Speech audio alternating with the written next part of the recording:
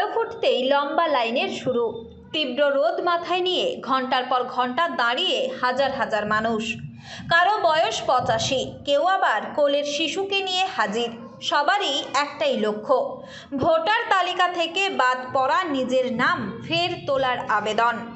জেলার বিভিন্ন প্রান্ত তথা রাজারহাট, নৈহাটি, নীলগঞ্জ, বারাসাত, অশোকনগর থেকে ভোটাররা ছুটে এসেছেন জেলা শাসক অর্থাৎ ডিএম অফিসে। জানা গিয়েছে, ভোটার তালিকা থেকে নাম বাদ যাওয়া বা বিচারাধীন ভোটারদের ট্রাইব্যুনালে প্রয়োজনীয় নথি জমা দিতেই এই ভিড়। 9:30টার সময় এসেছি। লাইন অনেক, তো ওখান থেকে দিয়ে এসেছি। এই গরমের মধ্যে বাচ্চা নিয়ে সব আসা হয়েছে। সমস্যা আমরা দীর্ঘদিন নামের উল্টো নামের একভাবে আমরা যে ভোটটা দিয়ে এসেছি, যে নামটা এরকম আবার কেন কেটে দিয়েছে। অনেক আমাদের এলাকায় অনেক 80 জনের বেশি হবে, তো কম হবে। এই তো আমরা রোদ্দুরে দাঁড়িয়ে আছি, এটা কি হেল্প বলে? কষ্ট করে অত দূর থেকে বাচ্চা নিয়ে এসেছি, আমাদের কষ্ট হচ্ছে না? খাওয়া নেই দাওয়া নেই, 9টার থেকে এসে লাইন দিয়ে দাঁড়িয়ে আছি, এত রোদ্দুরের মধ্যে, এত গরমের মধ্যে। মনে হচ্ছে এবার নাম উঠবে, মনে হচ্ছে নাম উঠবে। মেম্বাররা যোগাযোগ করছে, ওনারা চেষ্টা করছে, ওনাদের যা কর্তব্য ওনারা করছে। ওনারা কাগজপত্র ঠিকঠাক করে দিয়েছে, জমা দিচ্ছি। যদি ভোট নাম আসে তাহলে ভালো। নাম ডিলিট হয়ে গেছে।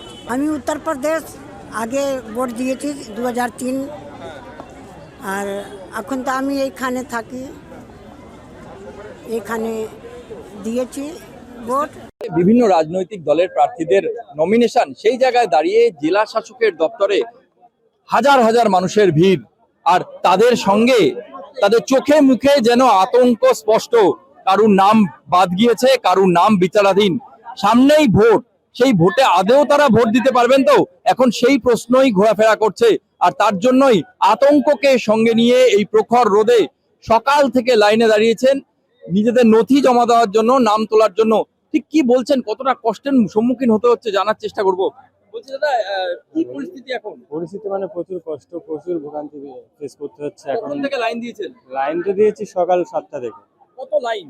প্রচুর পরিমাণে। সমস্যাটা মূলত কি হচ্ছে? সমস্যা এই জুডিশিয়াল থেকে আমাদের এখন বিচারাধীন থেকে এখন কোর্টে করতে হচ্ছে, অ্যাপিল করতে হচ্ছে। ভোট দিতে পারবেন? সেটা বলা যাচ্ছে না এখন, সঠিকভাবে বলা যাচ্ছে না। যদি ঠিক হয়ে যায়। আমি আমডাঙ্গা থেকে এসেছি। বয়স্ক মানুষরাও আছেন প্রচুর, সেই জায়গায় দাঁড়িয়ে আমরা চেষ্টা করব তাদের প্রতিক্রিয়া শোনার। কিন্তু এখন সামনেই ভোট, সেই জায়গায় দাঁড়িয়ে যেখানে রাজনৈতিক দলগুলি প্রচার সারছেন, আদৌ এই সমস্ত মানুষগুলির আদৌ ভোট দিতে পারবে তো? আগামী 29 তারিখের ভোটকে সামনে রেখে এখন বড় প্রশ্ন, এই ভোটাররা আদেও তাদের ভোটাধিকার প্রয়োগ করতে পারবেন কিনা। উত্তর খুঁজতেই দিনভর ডিএম অফিস চত্বরে উদ্বিগ্ন, ক্লান্ত ও অসহায় মানুষের ভিড় ক্রমেই বাড়ছে। ওই ডিলেট হয়েছে ভোট। আগে ভোট দিয়েছিলেন? হ্যাঁ, ভোট তো আগে দিয়ে আসছি সব। এখন শুধু হঠাৎ এই বছরেই আমার ভোট হয়নি, আমার এই সমস্ত জীবন ভর ভোট দিয়ে আসছি। রোদের মধ্যে দাঁড়িয়ে আছেন, কষ্ট তো হচ্ছে? তো কষ্ট হচ্ছে না আমাদের? কত বয়স আপনার? আমার বয়স এই 76। এখন কিসের জন্য এসেছেন এখানে? এখানে জমা নিচ্ছে। ভোটে কি এবার ভোট দিতে পারবেন মনে হচ্ছে? মনে তো হচ্ছে, এখন আশা নেই। কত ভিড়, কত ভিড়, প্রচন্ড ভিড়। কোথা থেকে এসেছেন?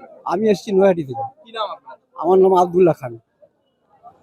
শুনতে পেলেন, বয়স্ক মানুষজন এই রোদে দাঁড়িয়ে, প্রখর রোদে কষ্টের মধ্যেই নাম তোলার চেষ্টা চালাচ্ছেন। তবে এরা ভোট দিতে পারবেন তো? ভোট বাক্সে এদের কতটা প্রভাব পড়ে এখন সেটাই দেখার। উত্তর চব্বিশ পরগনা থেকে রুদ্রনারায়ণ রায়, লোকাল 18 বাংলা।